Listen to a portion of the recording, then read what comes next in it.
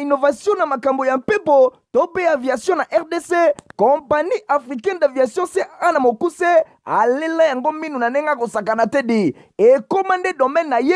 Après réception, ya premier Airbus A330, oyo CAA yaka nango, mikolo eleki, yango nde suki saka masolo, ndi melangai mwana Kongo ke CAA auti lisusu ko bambo la koko di koko na botu, na domaine aérien, avec arrivée pe réception, ya deuxième avion esika Airbus A330. Ah! Airbus A330, deuxième frappe yango yo, ya mokwake na mapate RDC, ya boebon di melangai ke mon côté na terrain po ezalana nute et comme il est longtemps bananzuzi veut dire mapasa Airbus A330 ba avion ya mokwake ya liboso yaka yangoyo bozwa lix ezanango net sokyo matio kitana ote po confort nango ezana ba angle nyonso kobana na bakiti na couloir na first class na classe économique et bongo bozo ya mibale yangoyo nyonso ezana excellence pe noblesse moko hors pair boye bape bosimba que Airbus A330 eza ba marque ba avion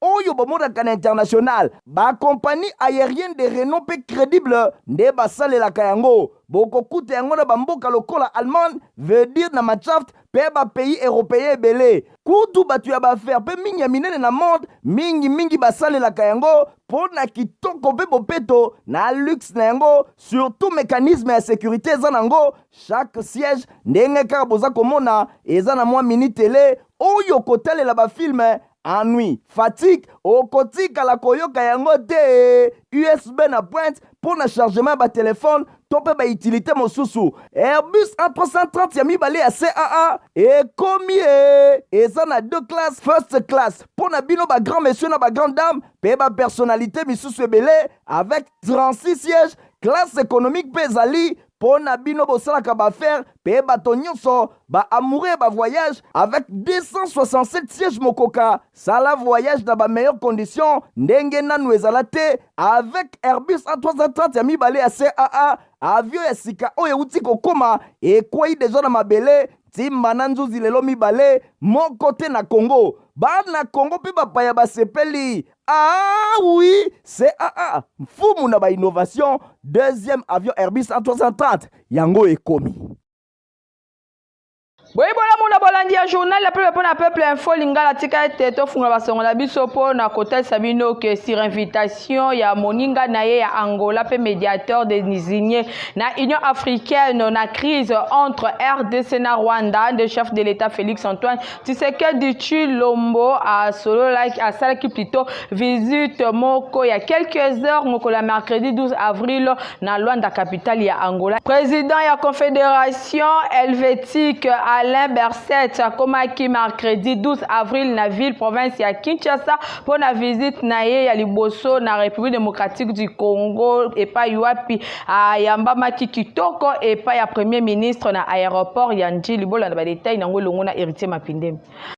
Président de la Confédération Suisse, Alain Berset, a commencé na ville ya Kinshasa, mercredi 12 avril 2023, dans soirée à partir de l'aéroport international Yanjili, à Yaki na République démocratique du Congo, na cadre ya visite humanitaire, Oyo et Komemaeti na Goma pe na Bukavu. Président de la Confédération, il y na arrivé na ye Ayambamaki na combo ya chef de l'État et pas ya premier ministre Jean-Michel Samalukonde Kenge. Agenda ya hôte ya président de la République, et zali ko prévoir d'abord na Kinshasa, tête à tête, jeudi 13 avril, et l'ongona chef de l'État, Félix Antoine Tshisekedi Tshilombo, na tête à tête au na palais de la nation, ba président nyon somi balé oyo, ba ko animer conférence de presse, Nangambu ya Goma pe Bukavu, président ya deux confédérations helvétiques qui est à procéder na visite humanitaire ya ba déplacé ya guerre interne na Bushagara, pe na Kinya Rushfinya, boye ba kan oyo ezali bongo na périphérie ya ville ya Goma, na pied ya Niragongo.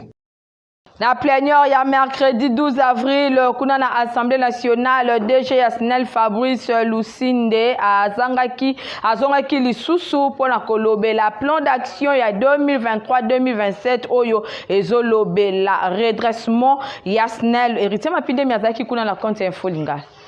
Et Sengeli Bosimba Kena réplique nae, directeur général, la Société nationale d'électricité, Fabrice Lucinde, a zongela ki plan d'action 2023-2027, Oyo Ezali Kolobela, redressement Yasnel, Ezali Bongo, diagnostic nae, pona Oyo Etali ba premier mois nae, en tant que directeur général Yasnel SA, Yango Ezali Bongo, autour ya axe Oyo, quoi améliorer service ya clientèle, pe ko réduire ba délestage, pe ba poche noire, na ville ya Kinshasa, pe bisika nyonso na République démocratique du Congo, ko installer systématiquement ba compteur, soit client moko azana compteur moko, Oyo ezali faiblesse makasi ya Société nationale d'électricité depuis création nae na 1970, ezali que majorité ya ba client bazana ba compteur te, sans compteur ba éviter ko mesurer quantité d'énergie, Oyo ezali ko tambola na ville, boye ezali bongo lokola station service moko ya pompe, Oyo ezali sans compteur, moto nyonso azali koya pe azali kozwa Oyo esengeli ayeba na kozwa pona ye, kasi logiquement ezali ko entraîner facturation moko forfaitaire ndenge alobi. Lelo grande difficulté ezali lié na ba délestage, ezali ke ville ya Kinshasa miroir ya mboka eza bongo na dynamique ya croissance urbaine moko très importante, kasi lokola ba compteur ezate tu éviter quantité énergie nini ezali consommer et pas ya ba nouveau bâtiment Oyo ezali komata na ville ya Kinshasa pe bisika nyonso, eza na décalage entre kozwa permis ya ko construire pe raccordement ya électricité tango nyonso likambo ezalaka. Par exemple na avenue 18 parcelles et pas wapi propriétaire moko ateki parcelle na ye et pas ya acquéreur ya sika atongi 6 appartements, yango ezali ko entraîner ba panne ba câble parce que charge et mati natina wana esengeli ko souligner que découplage entre politique et urbanisation pe politique et électrification na milieu urbain en principe tango moto azali ko solliciter permis ya kotonga esengeli a déposer en même temps dossier na ye Oyo ezali kolobela schéma électrique pour na ko préciser puissance Oyo esengeli ayeba na kozwa. Généralement commission Oyo bazali ko se réunir te pour na ko associer ba agent ya SNEL pe ya régie des eaux bango bazali koya après pour na ko constater ndenge DG ya SNEL atalisaki makambo ndenge ezali kotambola.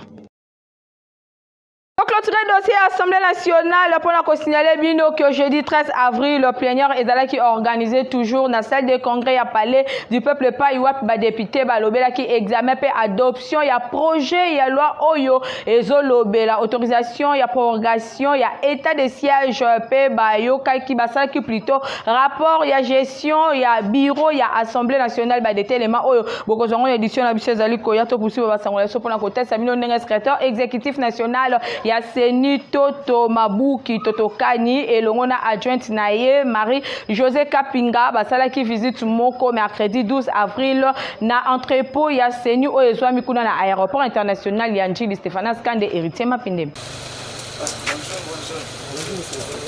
Secrétaire exécutif national, la commission électorale nationale indépendante, Toto Mabiku, Totokani, accompagné na adjoint Marie-José Kapinga, basala qui visite de travail na entrepôt ya Seni Oyo ezali situé na aéroport international Yangili, descente Oyo ezala ki mingi pour na démarrage ya vérification ya état ya fonctionnalité, ya ba dispositif électronique ya vote, boye pour na tenue ya ba prochain scrutin Oyo ezali kobanda na décembre année Oyo. Bouenatina visite wana secrétaire exécutif national ya Seni a fixé qui opinion pour na bien fondé ya opération Oyo. Alobi aye elongo na adjoint na ye pour na kosa la visite pe koyeba ko s'assurer na démarrage ya ba travaux Oyo ezali bongo pour na fonctionnalité ya ba dispositif électronique ya vote. Boye équipe Oyo eye pour na ko vérifier l'équipement Oyo ezali ko poser problème pe ekoluka ndenge nini kota à jour pour na ko fonctionner normalement pe a préciser que ba ko changer ba partie software pour na ko adapter évolution technologique parce que 4 à 5 ans après ba élection Oyo eutaki koleka ezali important bata à jour ba dispositif électronique ya vote natina wana ba élection ezali bongo évidence ekosalema année Oyo esengeli ba na kobongama ndenge président Denis Kadima azali koloba avant abakisake ba technicien bazali ko travailler longo elongo na ba fournisseur ya équipement mingi Miri System pe ndenge boyebi seni azana ba ingénieur moko qualifié oyo bazana expertise moko ya makasi pona oyo etali fonctionnalité ya ba machine oyo ensemble elongo na Miri bakosala makasi pona délai moko ya mokuse ba certifié ete ya ba machine nyonso oyo ezwami na entrepôt oyo suite na ba opération oyo kokoba kino na hub principaux oyo bango nyonso kuna na étendue nyonso ya République démocratique du Congo. Bosimbake après aéroport international ya Njili secrétaire national ya Seni elongo na suite na ye bazwaki direction ya avenue ya bapoilo na commune ya Limete epai wapi bakendaki ko visiter entrepôt monene ya centrale ya Seni pona kotala état ya avancement ya ba travaux oyo ezali kosalema. Bosimbake na 2022 Seni a procédaki na dernier test ya fonctionnalité ya équipement oyo kati na yango batrouvaki moins de 3% ya ba dispositif oyo ezalaki en panne sur plus de 9000 machines oyo ezalaki contrôlées na entrepôt ya aéroport international ya Njili.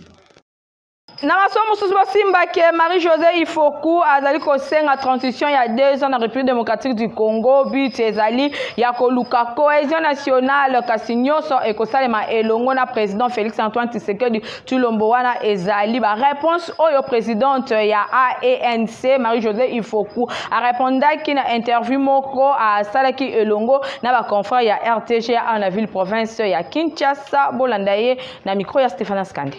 Yango na biso to sengi ke tokende na transition. Parce que soki tokende na transition, teke tokende na élection. Admettons que mokonzi mboka l'équipe bino mo bomonde bato basopane pane na union sacrée. Admettons que l'équipe a gagné à solo. Siko bo lobani. D'abord un brosilika pour bokolinga reconnaître ta gagné et ko créer tension et makambo nsusu ko continuer parce que bato ya azotambola na bango eza bato basala misala banda kala. Et deux fois to s'entouraka na bato ndenge na pona ko bunde tumba parce que binemi baleki makasi. Mais ngai na lobi nini luka bo soso la message na ngai. Transition oui avec le président Félix Tshisekedi. Na 2016 tango pouvoir ya régime passé et luka ki glissement bakendeki ko na cour constitutionnelle a interprété article wana. Et l'article wana na deuxième alinéa nango et le baki que mokonzi mboka a kotika en place ti jusqu'à ce que président élu à Koya. Donc en attendant à expédier les affaires courantes. Donc c'est le rôle qui va jouer puisqu'on ne peut pas avoir un vide. Boye bisana siko mokonzi a kokumba transition to koponela ndenge nini ndeko nangai. Senga Marie-Josée Ifoku na lingi kuna batu msusu baboyi. Soki Martin Fayulu alobi te ezali ngai batu baboyi. Toke la société civile qui va choisir ce président là et kosimba te. Yanga na baki te to keneka na simplicité.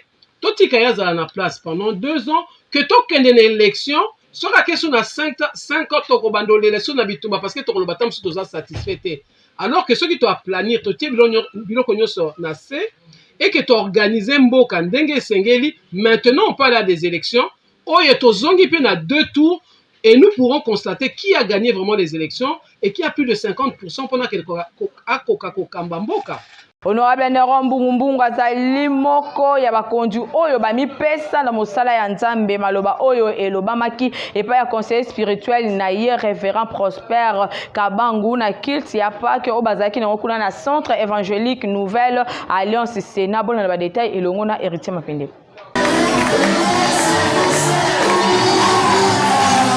Awa tozana centre évangélique Nouvelle Alliance na lemba salongo wapi pai culte communautaire munene et salemaki na mokolo ya dimanche oyo ezalaki bongo fête ya Pâques na bokambemi ya révérend Prosper Kabangu responsable ya Etonga oyo ya 37e communauté des assemblées dédiées au Congo KDC na Mokuse. Culte oyo ezalaki bongo libaku pona pasteur Kabangu ayeba na kobulisa ba diaconesse mine pe diacre moko oyo bandimi kozala ba serviteur ya Nzambe.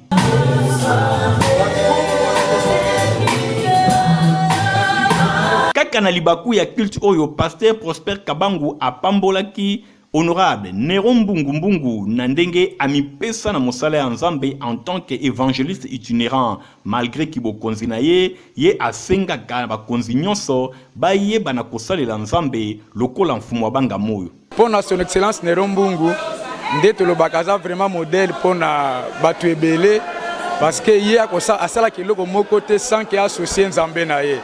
Vraiment c'est un modèle oyo kotala lolenge ni na lingaka Nzambe na epe asalelaka ye epesaka biso nyonso mposa comprendre que moto akozala mpe élevé en dignité mais azosalela mpe nzambe na ye. Na nsima ya consécration ya basali mitano ya nzambe elambu epesamaki epai ya bandimi nyonso bazwa batisimo mpe bamibongisaki mpo na eyenga oyo bosimbake bandimi ya sema extension ya mbanzalemba bazalaki mpe représente na culte communautaire oyo esalemaki mokolo ya bakristu nyonso baselebraka bongo mokolo ya Pâques nyonso elekaki kitoko.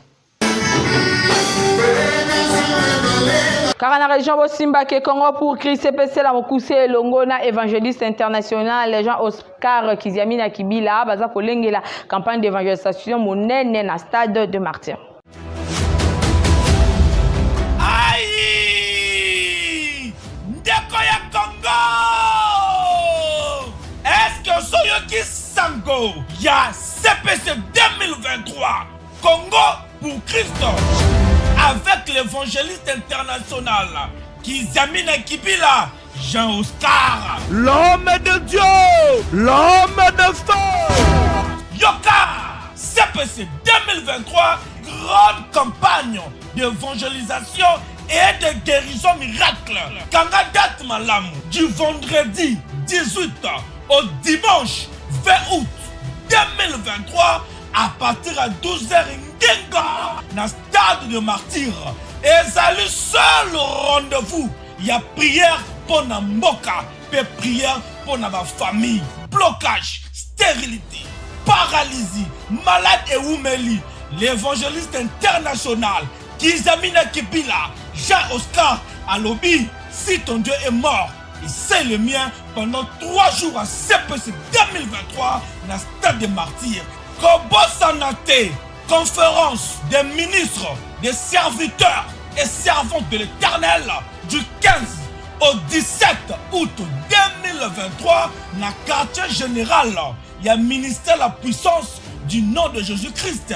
Oyo et Zoami, na croisement Capella et chaussée de Kimweza numéro 8, quartier Yolo Sud, commune à Kalamu, référence Maître Toro. Ah! Pour la CPC 2023, Ghana Zangate. Na cadre ya 30 ans, il y a société ya aviation CAA Oyo ezali composé en 9%, il y a ba congolais info lingala lelo emeki ko présenter bino ba cadre pe ba directeur nango. Na mboka na biso balobaka mwasi atongaka mboka te. Lokuta ba responsable ya CAA batalisi ke adajwanza lokuta makasi pona CAA mwasi azali kotonga pe kovandisa ndako pe azali koveye na croissance ya ndako oyo ezali bongo CAA.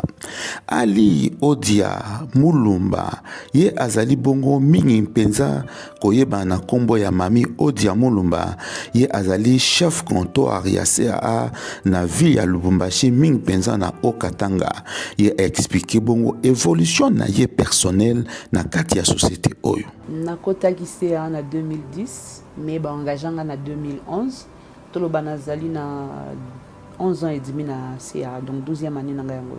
Na bandaki na CAA neti agent comptoir après wana na yeko koma agent call center. Et puis, bakonzi ba yeko non call center vaut mieux tika na Kinshasa ba supprimer service à call center na Lubumbashi na zongi agent comptoir agent check-in et puis na performance ba yeko matisanga na yeko koma chef comptoir. Musala ya chef ya comptoir ezali bongo nini? Chef comptoir oza misala ebele. Il faut qu'on vérifie ba vol, koyeba est-ce que vol oyo kozala, vol oyo kozala te, air ya vol, est-ce que ozala combien de passagers, checking erubanda air nini. Donc les années ozala musala kosunga batu, kosunga ba agent, na kosunga pe compagnie. En fait, je suis plus en contact na ba agent et na ba client pour na ko nazaneti nazo représenter compagnie. Pour ngani naza en contact na ba client. Alors il faut vraiment nazala aire nyonso wana mpona koyeba client soki aza na problème soki aza na mbeba il faut kosunga ye ndenge nini okoki kolakisa ye eza na bamisusu bayaka yebi na ye kovoyage te il faut osunga ye olakisa ye comment il doit s'y prendre wapi ya kobandela wapi ya kosukela. 30 ans ya existence ya CAA nini ba agent bango moko bazali kopesa lokola likanisi pe constat nini basali par rapport ya évolution ya société na bango. Société ezokola parce que d'abord bakolo société ils y ont mis du sérieux. Aviation eza blagité. Aviation il faut d'abord bolinga musala na bino. Soko lingi musala na o en tout cas bo évoluer bien. Toyebi ba compagnie belé ya na Congo mais il réussira te pourquoi parce que bazwaka musala na bango sérieux te. Nous malgré tous les cas baton moko difficile makasi na CAA o tozara ko voler na avion amike o babengi ba Fokker 50 mais avec les bakonzi o tozara ki na bango bakokaki ko maintenir aviation et puis programme ya ba vol nous avons tenu je crois si j'ai bonne mémoire en tout cas to betaka une année 2 ans toujours travailler kana Fokker 50. Donc, si on a l'aviation, il faut d'abord olinga musala na yo et pour tia sérieux makasi na musala na. Boyoki, pona ba blatiner aviation ezali passion. Pe bolingo ya aviation et sangani bongo na bolingo ya Congo desali ko motiver bongo ba responsable ya CAA ba continuer toujours ko investir pe ba sala ke CAA ezala toujours parmi ba société ya minene ya mboka oyo pe mingi penza ezala bongo leader na mapata ya RDC mokako soa na CAA mingi penza na politique na bango ya kopesa mwasi place o esengeli parce que pour na CAA mwasi azali bongo base ya développement lelo to mondi bongo résultat mwasi azali à l'aise pe azali kopesa meilleur na ye. CAA, vous êtes trop amoureux de la RDC et des Congolais. Rotiva peza potopoto ya kitoko oye ebongisami pona bana na bino Stefana Skandi. Yena zoko ya bien.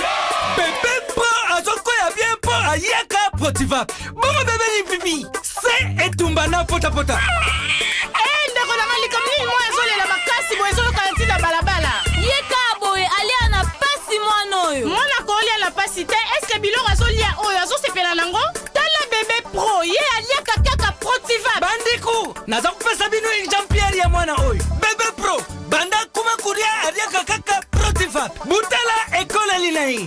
Rotiva kitoko na miso elengi na munoko misala na nzitu ya bana. Pona société ya santé ya bana esengeli badia ka potopoto Rotiva.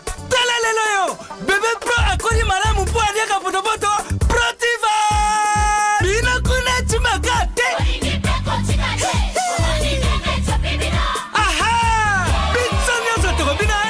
Bébé, toke, baya bayango, chante kitoko nzoto makachi, mboka mobimba, echite ingiyo. Ha! Rotiva, poto kitoko pona ba bébé pro. Voyage pour la vie ezalaka présenté et par révérend pasteur Micho Olenga Kunga ezali magazine moko kitoko esalemi pona kosunga babalani.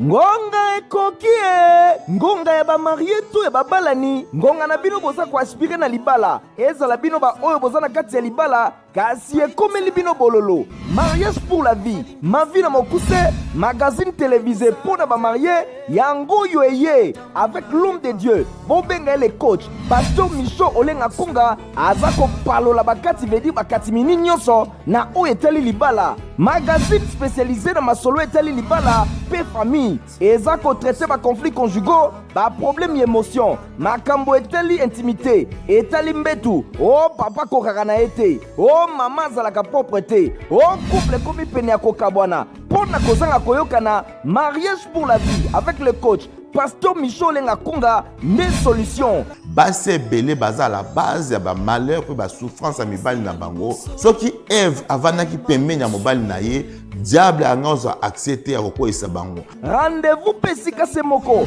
mpona kosukisa baproblème conjugaux eza se awa. Pasteur Micho Olenga Kunga le coach aye kolakisa bino libala eza kitoko, libala elengi, libala les lieux où il fait beau vivre, esika malamu bolula libala. Ozana ba problème intime, bulu yeke koti na couple, bokomi pene koka bwana. Oyebi to sololana nani? Pasteur Micho Olenga Kunga atieli bino coaching en place, ko hésiter komona yete. Okoza ba orientation, ba conseil ya mokwake, mikolo nyonso atikeli bino espace oyo, bokoki komona face à face, bobeta masolo ya kati, libala elengi. Chwa. Kisi ya libala totosi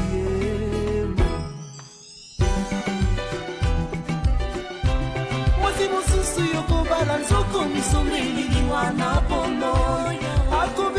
Tozana ba communiquer moko awa bola la lecture nango. Direction générale ya Info Lingala, journal ya peuple pona peuple. Bazali ko recruter ba journaliste pe ba marketeur ba nyonso bazali intéressé pona kosala mosala na Info Lingala bokoki koleka ko déposer ba dossier na bino na avenue Bokuma numéro 32 quartier Matonge na commune ya Kalamu référence Bibi Play depuis ya ba dossier et bandaki depuis le 10 avril pe ezali kokende kosila le 24 avril 2023. Boyi bino nyonso bosepeli kosala na Info Lingala journal ya peuple pona peuple bokoki pe kobenga na ba numéro oyo 089 981 63 47 topé 09 98 71 93 52 communiqué oyo ezali signé et pa ya directeur général ya Info Lingala Micho Olenga Kunga.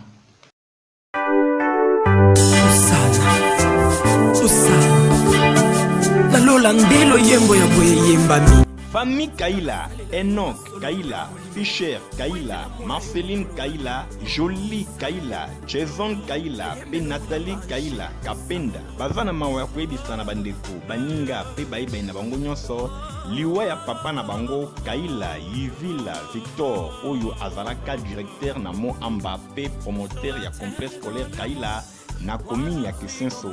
Ya kufaki mokolo ya jeudi 7 avril 2023. Programme ya matanga ezali boui. Mokolo ya mardi 18 avril 2023. Veillée mortuaire ekosalema na salle babengi espace Ngilima. Na Ngilima 1, numéro 11B, na commune ya Matete. Référence à Repemi, Mosika Tena école Lukeni, en diagonale na station Kwenge. Mokolo ya mercredi 19 avril, ndenzoto ya Moui ekobima na mort ya hôpital Saint-Joseph ya commune ya Limete. Boye messe ekosalema na paroisse Saint-Dominique ya commune ya Limete na 13e rue. Okundami ekosalema bongo na cimetière ya Nécropole 1 oyo ezwami na commune ya Nsele. Tika ete communiqué oyo ekomela bato nyonso baebaka papa Kaila Yvila Victor. Info Lingala, journal ya peuple pona peuple et Kaboli Mawa, na journaliste présentatrice na bango Nathalie Kaila Kapenda. La terre dans le monde, moi je ne suis qu'un passager. Bonsoir que journal ya peuple pona peuple ngoyo et comme na suka bandeko botika malam au revoir. Innovation na makambo ya mpepo tope aviation na RDC compagnie africaine d'aviation c'est ana mokuse alela yango minu na nenga kosakana tedi et commandé domaine na ye après réception ya premier Airbus A330 oyo CAA yaka nango mikolo eleki yango nde sukisaka masolo ndimela ngai mwana Kongo que CAA auti lisusu ko bambola kokodi koko na botu na domaine aérien avec arrivée pe réception ya deuxième avion esika Airbus A330.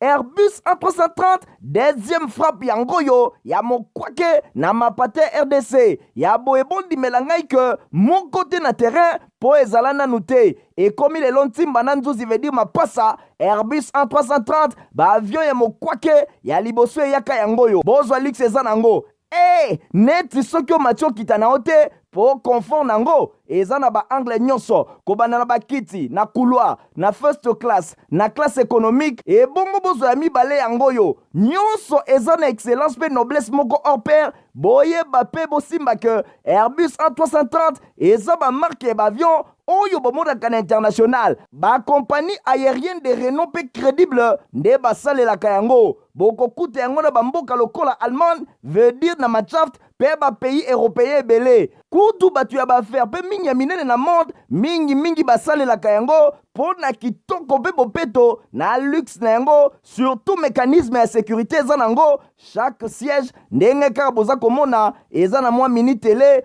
oyo kotalela bafilme ennui fatigue okotikala koyoka yango te USB na pointe pour na chargement ba téléphone to pe ba utilité mosusu Airbus A330 ya mibale ya CAA ekomi eza na deux classes first class pour na bino ba grand monsieur na ba grande dame pe ba personnalité misusu ebele avec 36 sièges classe économique pe ezali mpo na bino bosalaka baaffaire pe bato nyonso baamoureux ba voyage avec 267 sièges mokoka sala voyage na bameilleure condition ndenge nanu ezala te avec Airbus A330 ya mibale ya CAA avion ya sika oyo euti kokoma ekwei deja na mabele timba na nzuzi lelo mibale moko te na Congo bana Congo mpe bapaya basepeli ah oui CAA mfumu na ba innovation deuxième avion Airbus A330 yango ekomi